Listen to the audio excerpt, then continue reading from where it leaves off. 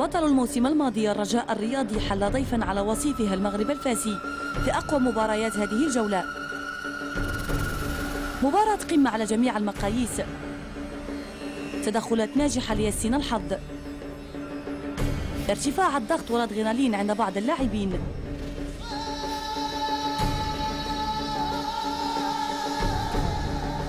سوء الطالع بالنسبة لآخرين، كلها مكونات أعطت نكهة إيجابية لمباراة الرجاء والماس.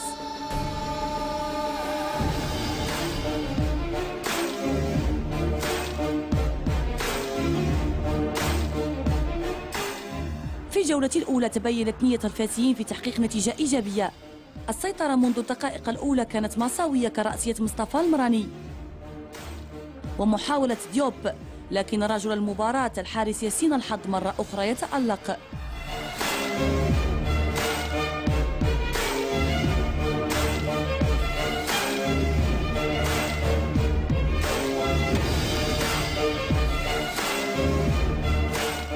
عزيمة البيضاويين لتحقيق الفوز بدورها كانت حاضرة.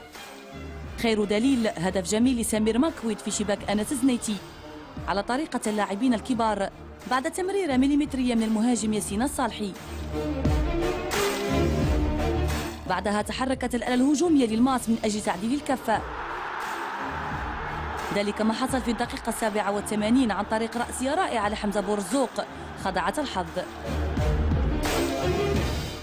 عبد الهادي حلحول ولولا سوء الطالع كاد أن يضاعف الكفة لولا ارتطام كرته بالعارض الأفقي لشباك الرجاء.